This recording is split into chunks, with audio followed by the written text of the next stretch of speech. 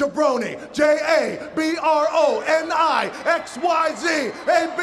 oh, it doesn't matter, you spell jabroni.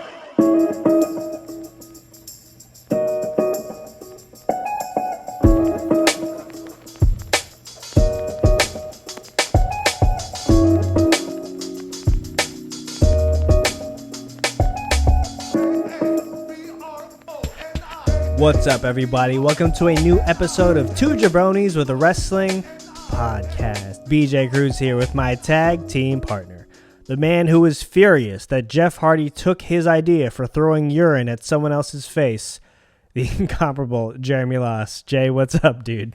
And saving my urine forever, trying to just get to that point, and now it's all a loss. A quick aside.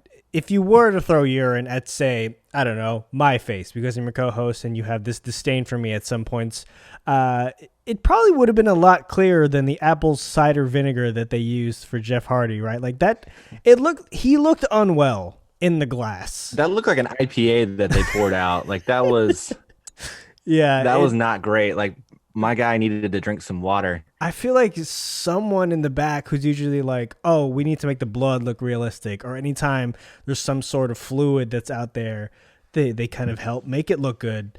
They did themselves no favors with the urine. And that's the last time I'll try to say the word urine, because it's probably an uncomfortable word for everyone to hear constantly. But man, that was an awkward segment. It was, I mean, we talked about this on Wednesday.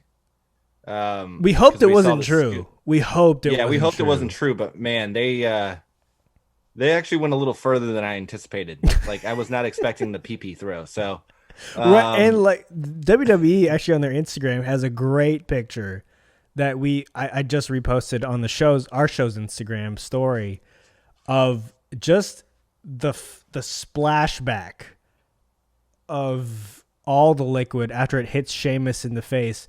That's how you know it also wasn't real urine, because Jeff has no qualms about throwing it and then worrying about like the potential backsplash that's going to occur on him, because any other person throwing urine would know if you're going to throw it, fine, you got to shield yourself as well. You always got to worry about the backsplash when you're throwing pee, when you're just going pee. Like backsplash is a thing. And you got to worry about the worst thing is if you're going to the bathroom and like say you're out on a date or something, right? Here we go. And you go to the urinal and you get the backsplash and you got to walk back out and you got backsplash all over your pants. You got to clean it. You just know. Man, so and Jeff did no such thing. Threw it. Yeah. And also like, imagine if that was like asparagus pee that he threw on him. Oh man, that might be why, because it looked like Jeff hadn't drank water in 4 days. Yeah, so it was alarming. Probably like asparagus, like that. You know how like when you pee after asparagus, you eat asparagus and it just stinks. Yeah, like I'm sure like. So okay, yeah, they should have looked more into that. Maybe they were like, who's gonna look this deep into it? We're doing a deep dive into Jeff Hardy's pee right now. Two Jabronis, the wrestling podcast, wants to know what Jeff Hardy. Did you see how much he got out? Like that man not pee for like a week. It was way too much, man. It was way too much. I've recently done a test because of insurance purposes. They're like, we got to make sure that you're not like on cocaine, and I was like, yeah, sure, I'll do it. And like, yeah, you feel like they're like, fill up to the line. You fill up to the line because you're so freaked out, like that much. Yeah, like, and you're like, peed that much. It was like a full pour. He could have charged $8 for that glass. So it was, I wonder if any spilled on the ring. Like I'm sure, like 1,000% the match, like next, or like Jeff Hardy's pee. Yeah, it's definitely onto the ring. All right, let's get off the pee side. Let's definitely get off of there, and don't forget to subscribe to the show wherever you download your podcast. The most awkward transition in the history of our show. Please rate us 5 stars on Apple Podcasts, and if you're feeling spicy, leave a review. And if you're one of our Spotify users, hit that follow.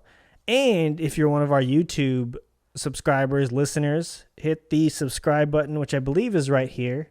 Yeah, smash that red button. I had a friend tell me before we hopped on, Jay, that they were, as they were waiting for their card to finish detailing, they were watching us on the YouTubes. So, hey, big up to your friend. Big ups. Hey. So we're doing it. check us out on the YouTubes if you want to see every week how we're recycling all our wrestling gear. Yeah, and if you want to see my lovely bedroom, that is, it's a great room. Great. I had somebody, so I sit at this desk for work, and I had somebody that I just met for the job ask if I had a sheet on my bed, or if I just had my mattress out there like normal. I was like, wait, no, this is a blanket. Yeah. And it felt super weird because like, oh, I didn't realize that everybody can actually see my bed. It's uncomfortable. You're letting the listeners in. You know what I'm saying? Like all the audio listeners who have been with us since day one, props to you. Listen to us here on Apple Pods, Spotify, Google Play, Stitcher, whatever you're listening to us on. And then afterward, hop on the YouTube so you can see Jeremy's bedspread. It's quite and then nice. I have like my TV in the background. Yeah, there it is. Yeah, so also make sure you follow us on social. You can follow us on Twitter and on Instagram at 2JabronisPod. We'll give out some fresh PP takes there as well. So no guarantees, but I mean, occasionally we may drop one on Sunday during Backlash. Yeah. You can follow me at Jeremy A. Loss, and you can follow Ben at Cruise Control. That's control with a K.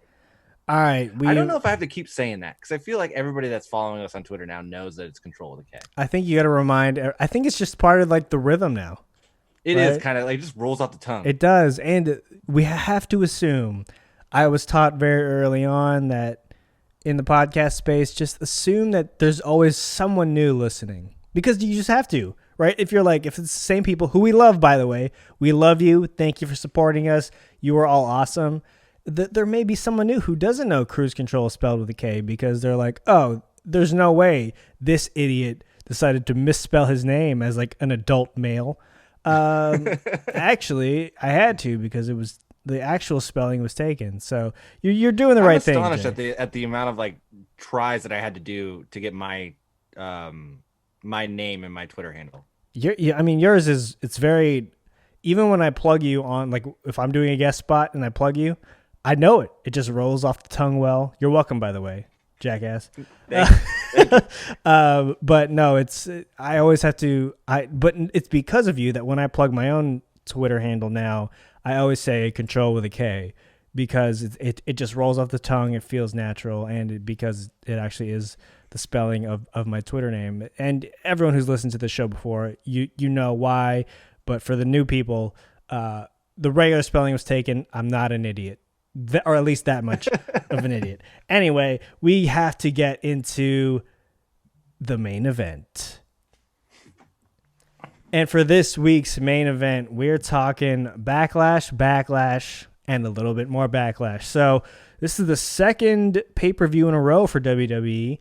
And it's a pretty, on paper, it's a pretty decent card. Pretty excited about it outside of the PP match. But so let's just dive right into it. And I do want to start here because the billing is as hyperbole as it is. I mean, it's pretty exciting. And because of who's involved, we have Edge and Randy Orton in a straight up wrestling match in what is being billed as the greatest wrestling match ever. Jay, you're shaking your head, and I want to know why. I mean, come on. Come on, man. Are we really doing this? This is what we got? Like, sure. I really like the fact that they're not calling this the greatest sports entertainment match of all time. Like, that's awesome. So at least we're getting wrestling in there. But like, this isn't even going to be the greatest wrestling match of this week. Like, I know, yeah. Brian and AJ Styles tore the fucking house down tonight. Brian and Styles just put on a goddamn clinic. And honestly, might be why they didn't put them on Backlash because they were like, that's smart. Because I was thinking tonight, I was like, wait, this is like in the middle of SmackDown. It wasn't even the main event, and this should be on Backlash. And I'm like, oh yeah, they have to like protect the greatest wrestling match ever. We need 2 days to just kind of simmer and then kind of forget about it. But I mean, so I'll preface it with this. BetOnline's odds, betonline.ag, by the way, friend of the show, great friends of the show, their betting odds have Randy Orton favored to win this match, minus 160. So that makes sense. Which does make sense given that Edge won their previous battle, and they might want to, kind of milk this out a little bit longer with Edge and Orton. So I will say that I've read that this has been pre-taped, so it has happened already. I have also heard that it's very, very good. I don't know what that means, and we'll see what happens on Sunday. Is it like very good in comparison to the match at WrestleMania? All I read was that it was very, very good. I don't know what that means. I genuinely don't, because people say that shit all the time about pre-tape stuff, and sometimes it doesn't live up to that hype. But given Edge, are we talking this is going to be? Is this cinematic? I don't think so.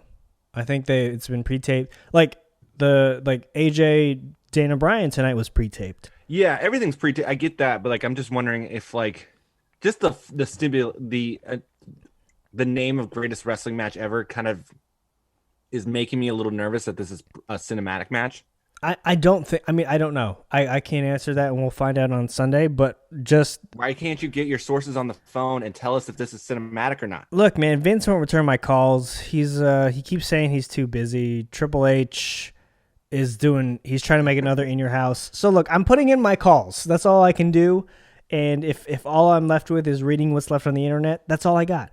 But I will say this: I'm intrigued by this more than I was by the WrestleMania match.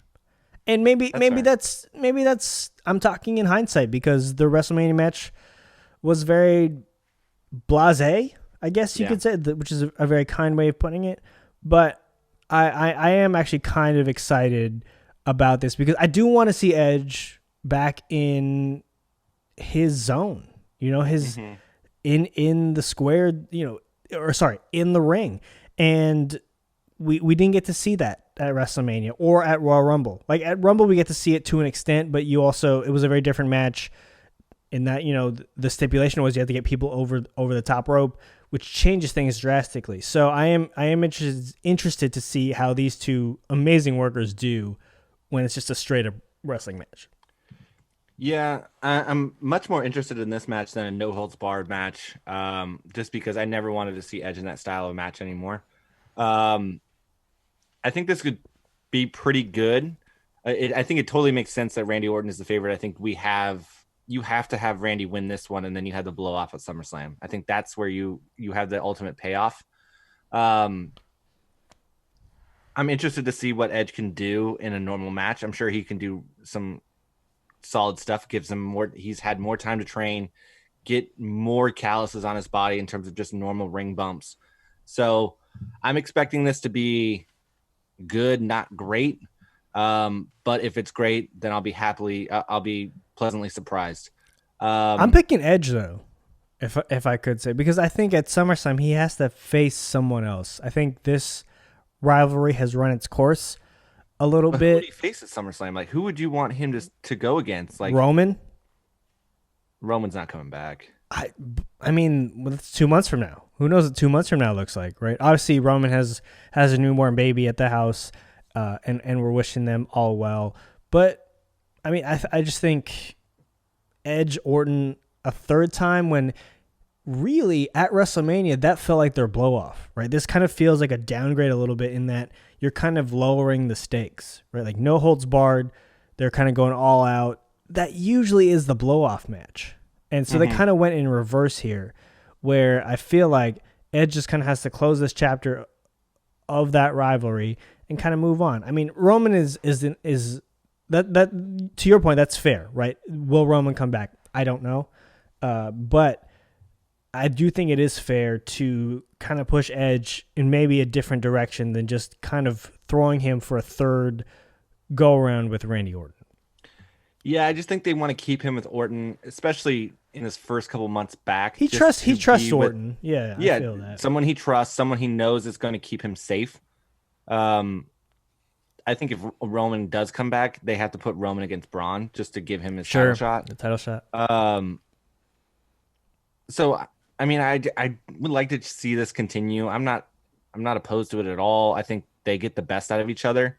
This is the most I've been interested in Randy Orton since I was a kid. So I just want to see them go to SummerSlam and see what they can do, probably in a main event at SummerSlam, because it's just a top level program that they have going on. Sure. So we'll see. If Edge wins, I won't be surprised, but I want to see Randy Orton win so that we could continue this going. Yeah. To SummerSlam.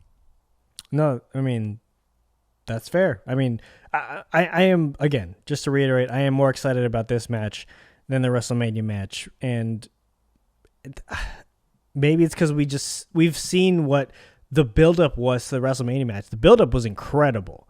The match itself, a little bit of a letdown, but now they can maybe make up for that and kind of take it to a new level. Let's move on to the Raw Women's title. We have Asuka defending against Nia Jax. Bet Online has Asuka as an overwhelming favorite at -600. Not too shocked there. I think they're just waiting to kind of mix Charlotte back in there to have some amazing Charlotte Asuka matches. So yeah, I'm going with Asuka on this one. And I mean they've built this rivalry pretty nicely. They've had Nia in there to kind of play some mind games and do her heel work, and it's been pretty solid. But it hasn't been enough where you're like, oh yeah, she's about to take the title from Asuka, and I don't think that they would take away everything that Asuka has built in terms of momentum from her at this point. Yeah, there's zero chance Asuka loses this belt. I think the only way that she loses it, even though I just said there's zero chance, but the only way she would lose it is if she gets injured, which is a high probability when she's in a match with Nia Jax. I don't like throwing shade like that, but at the same time, like it's like a weekly occurrence where we see something where Nia is just fucking demolishing somebody. Particularly Kairi Sane, like she's got the brunt end of it so many times. But yeah, I think they need to keep it on Asuka. If it's for Charlotte coming back and having that feud, or if it's a Shayna Baszler feud, I like Asuka as the title holder. Yep. She's so much more interesting. And there's opportunities now in the Raw Women's division.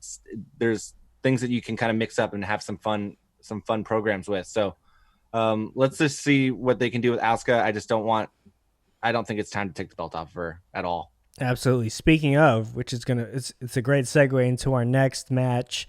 We have Apollo Crews defending his newly won United States Championship against the previous champion, Andrade. Just betonline.ag's odds. Apollo Crews, -550. So pretty big odds that he will retain, and I think rightfully so. I think they're giving him his chance to shine on Raw, despite the fact that Paul Heyman no longer in charge of stuff on Raw, which kind of interesting because he's put a couple people in position to be in the spotlight and who people generally have liked. I think, like the Apollo Cruzes, Humberto Carrillos of the world.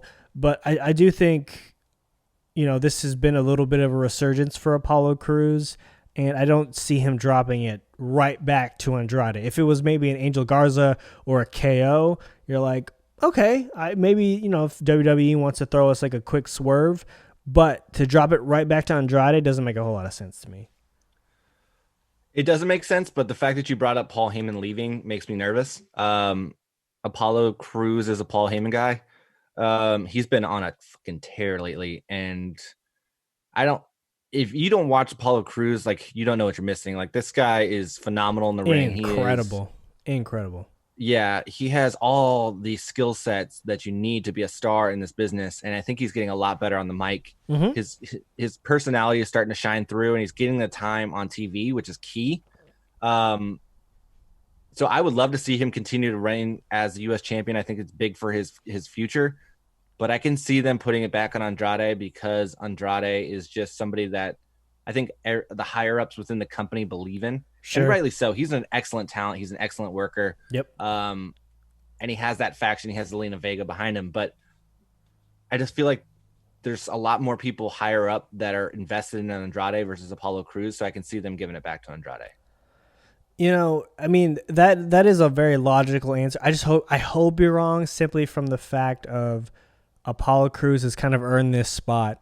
He's just kind of always, he's floated not even in the mid card. He's kind of floated like right below that, and he's been way too good for that.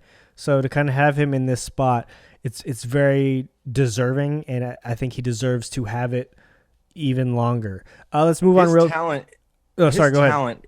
His talent deserves to be in the main event picture. He is one of the so more good. talented people So in the good. business. Unreal. So I mean, he rightly deserves to be champion. He rightly deserves the spotlight right now.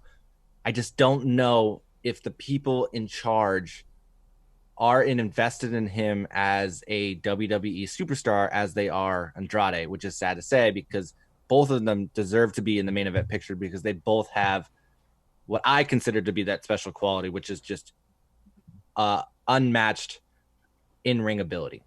No, I feel that totally. Let's move on real quick to The PP match.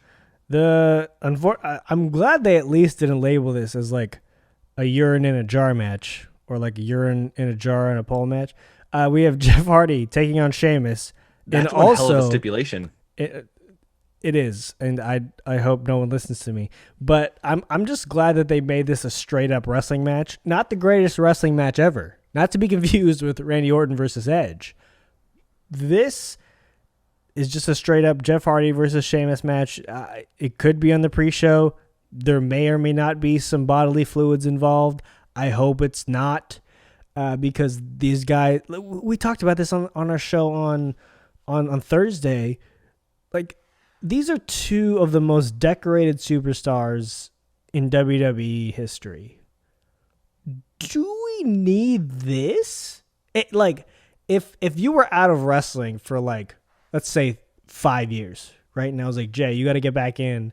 Guess what? Remember Jeff Hardy, the guy who was nuts and would just deliver swanton bombs? He's now throwing urine in people's faces. You got to get back in. You look at me like I was fucking crazy.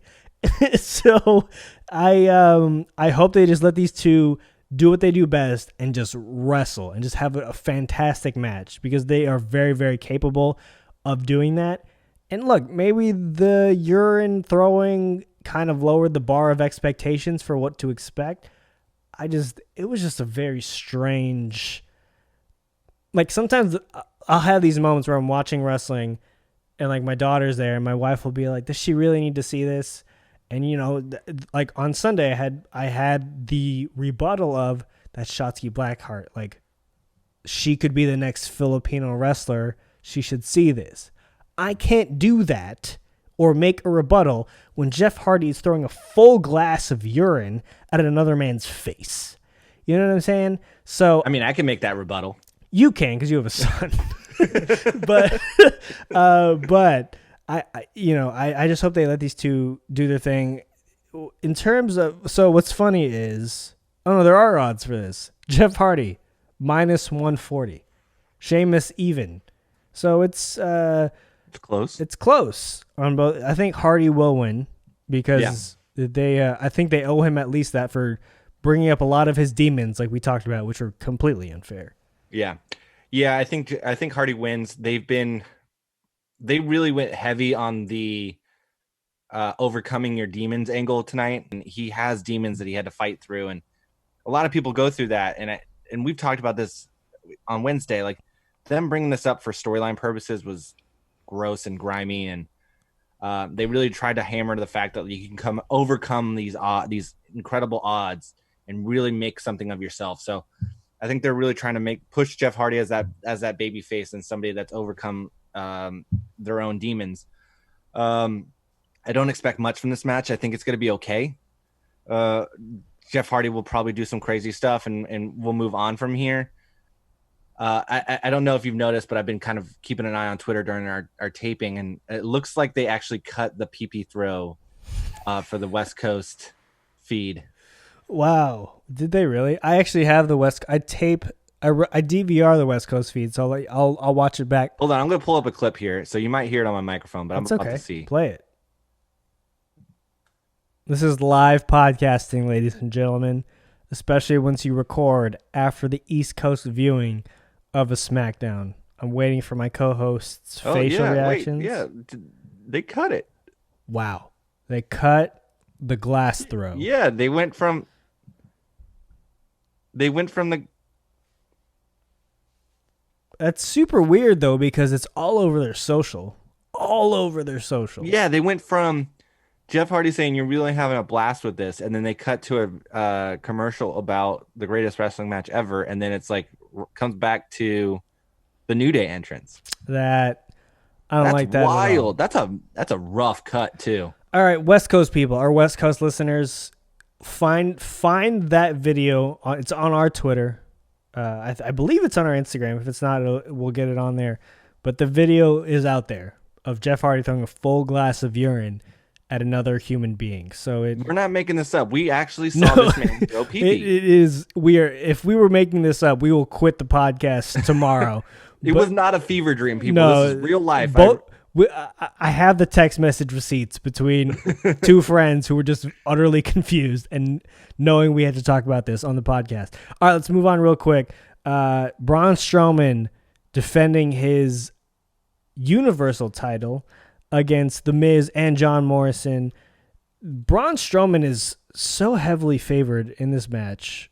It is a little wild. He is according to betonline.ag minus 1250 to retain. So those are like prime Ronda Rousey odds right there. Yeah, if you for some reason have some inkling that The Miz and John Morrison will somehow pull this miracle off, put your house on it, because these odds are pretty staggering in terms of how much it favors Braun Strowman. Yeah, and I think we all know Braun's going to win, but the big thing here is the split between Miz and Morrison. That's coming. Yep. And good. Morrison, look, Miz and Morrison together, they've been great. It's been a great way to ease Morrison back into WWE, but we've seen John Morrison on his own, and he's equally as fantastic on his own. Yeah. I want him to be in a title picture, whether it's the IC title belt or, even if they give him a Universal Championship run, I think that'd be really cool. Considering he's a lot older than he looks. I think he's like mid-40s. Yeah. I think. Yeah. Which is crazy given the shit that he can do. The shit that he can do is still wild. Yeah, it's crazy. But yeah, Braun Strowman wins this fairly easily, I think, just because that's how Braun's matches always are. And then we see a Miz Morrison split, whether it's maybe they tease it at Backlash and they carry this forward so they can do a match at SummerSlam, or they just do it now. Either way, how many more months do we have till SummerSlam? SummerSlam's in August, right? Yeah, so we have two more months. Another pay-per-view. They can do it now. Yeah, and so I hope they do. That would be absolutely cool. But yeah, Braun absolutely retaining here. We're going on to the other big title match on the card. We have Drew McIntyre taking on Bobby Lashley. Obviously, Drew McIntyre defending his title. Also pretty heavily favored in this match. A solid minus 950, according to betonline.ag. I don't know if we need to say much more than Drew McIntyre is being billed as one of the most dominant WWE champions on Raw in a long, long time. And, we had Seth Rollins have a pretty lengthy title run last year. I think Drew is about to have one that will set him up in the record books as one of the most dominant ever. Because I think that they're just quite a prediction. They're just pretty. The amount that they're high on him is pretty wild. And I think it's hard to tell, is the crowd souring on him, and should we have him drop the title? You can't tell that yet because there's no live crowds, right? Like with Seth, after a few months, people started to turn on him, whether it was right or not. So you kind of had that in the back of your mind. You're like, oh, maybe we should not have him be the title holder for a bit so we can rebuild him. I don't know if you have that with Drew right now. I think he can have the title for over a year and people will be fine with it. Yeah, over a year? I don't know, man. I think maybe this is an old school thought. Who was the last champion to have the belt for over a year? Was that CM Punk? Wasn't it? Well, consecutively, yeah. I feel like it was Punk. That's the thing with Brock too, right? Is like I feel like he had the title for so long, but there would be periods where he just lose it for a few months and win it back. Yeah. So you're right. I mean, it probably dates back to the Punk days, but maybe this is an old school thought in that, you know, having someone hold the title for a significant amount of time and then having that person dethrone them is just as important. It's obviously a long haul. It's a long play, but sometimes I think it just needs to be done. And like there's no reason to take it off of him. I think in the near future, there's no one else on Raw who I'm like, yeah, they should probably be WWE champion, you know? Yeah, I see that point. I can't imagine them keeping it on him for longer than 9 months. I think the person that ends up eventually taking it off him is probably going to be Seth Rollins at the way that they're billing him now as the top heel. Sure, yeah, which is fair. But Seth also already had his shot. He lost, and now he's focusing on other things. So AJ. But he'll circle back around. He will. In that feud with Aleister Black now. Yeah. But I think that's fine because I mean, once we finally get a match between those two, which I'm shocked it's not on this card, but once we finally get like a pay-per-view match between those two, that's gonna be chef's kiss. It's gonna be really good. So I could see them keeping it on him at least through the end of the year, and then seeing where it goes from there. If they want to keep it on him till WrestleMania, that's fine. But I mean, also, but at the same time, like.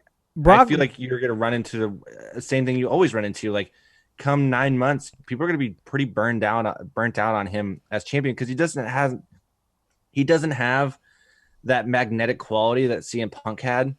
Sure. And CM Punk was so easy, like he could easily transform his character. It was crazy. He can be a heel 1 week and then the next week be like a stone cold babyface, and it was wild. And I don't think Drew has that kind of capability and that charisma to keep people interested for that long as a champion. We also talked about this a few weeks ago when he first won, in that he still has the heel Drew McIntyre championship run in him, right? Like he can flip this at any point. And because we've seen Drew McIntyre as a heel, he's been pretty solid. And so, look, you have him run as what? Maybe let's say 6 months, right? Let's give him that time frame, and then you flip him, and maybe you throw KO in the WWE title picture as a face, and you flip Drew into a heel after he loses. No, I think you just have him flip because you have him flip for whatever reason. I don't like. We'd have to obviously. I'm like fantasy booking off the top of my head, but. You have him, or maybe it's like when crowds come back and when crowds don't give him like the proper respect or whatever, you can have him turn like that. And then you can have him still continue that run, because we can't just hand over a main title like left and right. Yeah, I'm not asking for hot potato, but I'm not like, let's just to circle back to Backlash. She's not losing to fucking Bobby Lashley. Yeah. Period. Sure. Not happening. I just don't envision them keeping it on him for a year plus. Like, I see 9 months, 9 to 10 months probably, and then that's when things start to shift. Which would be a hell of a run, by the way. It would be great. Hell of a run. It would be odd. Like, that's the kind of run that you want to see from a world champion. I also just think because a year is a long time. Like Becky was one of the most over superstars in a long time, and she held the belt for a year, and people were so down on her as a champion come WrestleMania that it was just like, sure. I also just over it. Also, look, I'll say this: if they are going to take the title off of Drew, they have to do it by SummerSlam, because then you can start building for the back end of the year / Royal Rumble / WrestleMania. Because if you keep it on him, I would say Survivor Series rather than. So I don't know if Survivor Series has the same cachet anymore.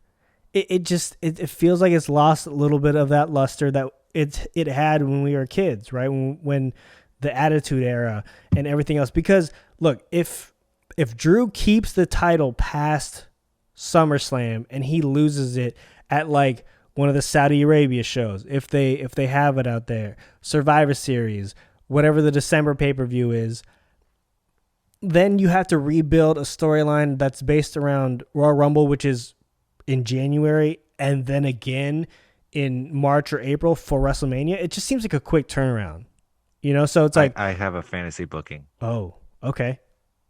Please.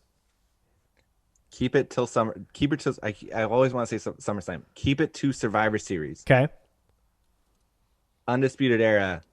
Attack him before Survivor Series. We get Adam Cole versus Drew McIntyre. Adam Cole wins the WWE Championship. Then you have a feud again through Royal Rumble. Boom, done. There you go. And then we continue the feud that kickstarted Adam Cole's run in WWE.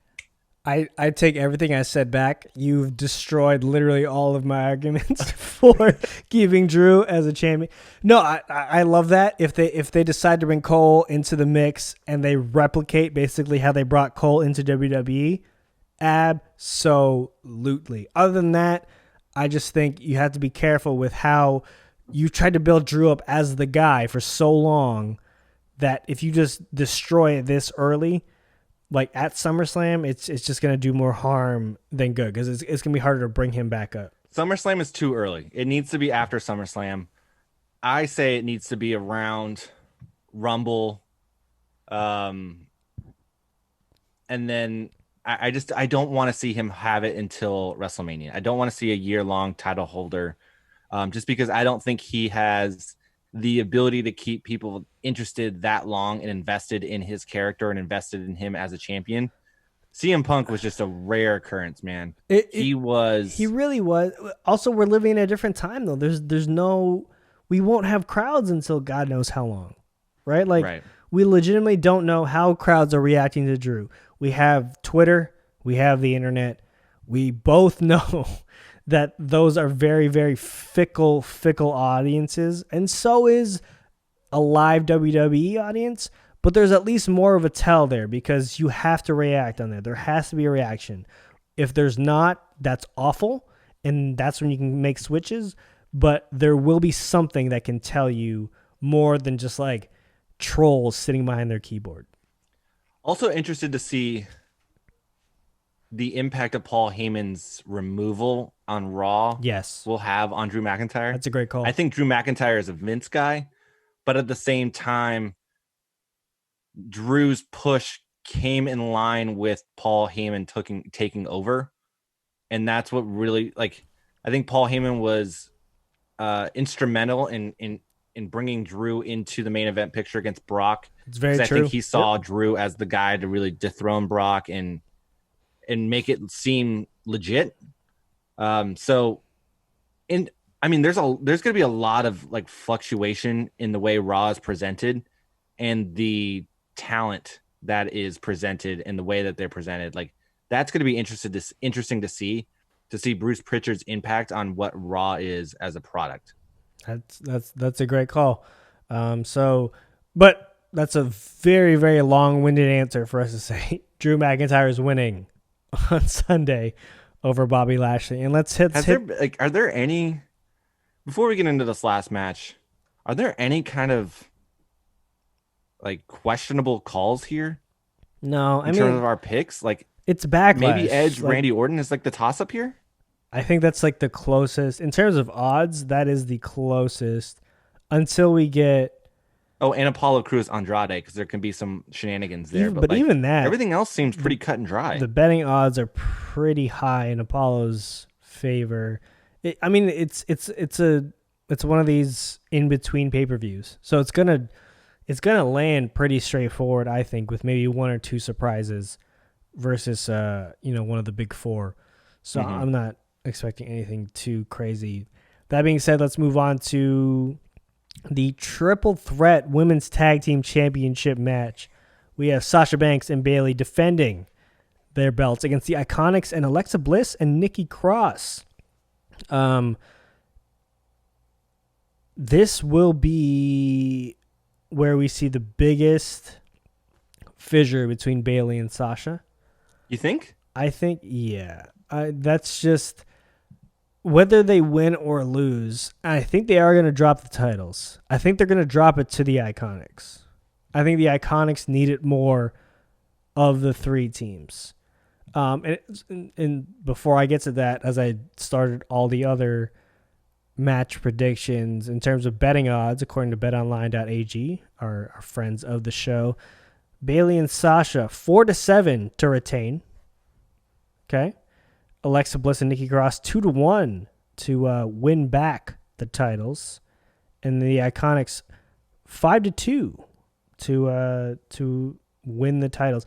I just think the Iconics of the three to be, another 2-time winner of this belt would and like they're kind of coming back onto the scene. Like they just need it the most. The other 4 women have been in the scene consistently over the past year and change, right? The Iconics fell off hard after they lost the tag titles, and they just need it more than the other 4. So it's crazy because if you think about this, all 3 of these teams could have a pretty significant split here because they've teased the Iconic split, which would be... It was like a brief tease. Brief tease. But, I mean, it was a sizable one. Something that you haven't seen that kind of a tease in the Sasha Bayley storyline yet. You haven't seen that tease in the Alexa Nikki Cross team yet. So I think if there's a team that's going to split, it's going to be Iconics. I think they keep it on Banks and Bayley right now. Okay. I think Alexa and Nikki Cross are just going to continue to be... They've done well for each pair. other. Yeah, they've done well as a team. I like them as a team. Yeah, and then they can do a split if they want down the road. But I think... But does this... I'm really just kind of like... Does this... doing a toss-up on this one because it could go either way, and I'd be fine basically with anything. This is pretty equal, yeah. But I really I'm a huge fan of Bayley 2 belts. I love what they're doing with the Sasha and Bayley storyline. Just really, don't get me wrong, I hated it at first because I just want to see them split. I want to see them feud, and I want to see the turn. You love a good tag team splitting and then feuding. I do. That's your jam. But this one, they're doing just right. Like they're just hitting every single note. They're hitting those during the promos. They're hitting the camera angle where you can just see the glimmer or the look in Sasha's eye where she's kind of looking at Bayley with some disdain, and like they're just dropping subtle hints that I really, really love that I want to keep going. And for the Iconics, Billy Kay slapped the shit out of Peyton Royce already. Let's just have the split and let's do it. They're both... Well, Peyton Royce is a really, really good singles wrestler, so I wouldn't mind her getting a shot in the women's division. I don't think I've seen Billy Kay. That's my thing though. Is like, of all 6 of these women, we've seen the Iconics the least in terms of running as singles competitors. So to me, they are most valuable and at their best as a team. Whereas the other 4, if they split, they could be something. I don't know what that is, because obviously all 6 of these women, all 3 of these teams have had their dabbles in the, are they going to split this time? Right? Like obviously with Alexa and Nikki at the beginning of their formation, everyone was like, Alexa's going to turn on Nikki because she's just using her to get ahead. Right. And they obviously stuck it through. Bayley and Sasha, they've been teasing that for weeks now. The Iconics, yes, they had that moment where Billy Kay slaps the shit out of Peyton Royce. But as individual wrestlers, like if they split, do we see either of them being like a legitimate contender for, let's say, Bayley's SmackDown Women's title? I think Peyton Royce. Like right away. She's really good. Ahead of Sasha. NXT for a little bit. I think she can be in a title match. She can be she can be a title contender on a SmackDown or on a Raw. I think they're on Raw, so she could be a title contender on a Raw episode. So, and she was in the NXT Women's title picture for a little bit before she like fully invested in being a tag team wrestler. I think what also it does is it provides much needed depth to the women's Raw roster. If they split them up, you have 2 brand new singles competitors, and that's so much more depth than you had before. So I say split them. Let's have Sasha and Bayley continue this thing. Alexa and Nikki Cross can continue to do Moment of Bliss, still continue to be the cute tag team that everybody loves, and we move on. But yeah, I just want to see. I'm a huge Peyton Royce fan, so I just want to see her get her shine as a singles competitor because she's really good. That's fair. I still think my official prediction is that they're going to win the tag belts on Sunday. Who's your call? We just got to make this clear. Sasha and Bayley. They're retaining. There it is. I don't have any. Well, I did say Andrade earlier, so I mean, I think it's going to be a pretty chalk night. And then my wild card would be Andrade winning. I think that's the best way to describe it. Very, very chalk. The top seeds or whoever you think is going to win is going to win. All right, let's wrap it up on that note because Backlash is, man, it's already on Sunday. Thank you as always for hopping in for the second episode of the week. Don't forget to subscribe to the show wherever you download your podcasts. And if you're one of our fantastic Apple Podcast users, please rate us 5 stars on Apple Podcasts. And if you're feeling spicy, leave that review. And if you're on Spotify, please hit that follow button underneath our show name. That is the equivalent of subscribing on Apple Podcasts. But to our Spotify users, we want to throw some love to you and just follow us on there. We would really appreciate it. Yeah, make sure you follow us on social. You can follow us at 2Jabronis Pod on Instagram and on Twitter. And I'm going to drop this on Ben right now. I haven't talked to him about this beforehand, but I'm wondering if what we should start doing for Friday night shows, okay, is starting to put out a poll on Thursday asking our fans what they want us to talk about, whether they want us to do a watch along, whether they want us to do a deep dive into an older pay-per-view, or if they want us to preview a pay-per-view or just talk about SmackDown.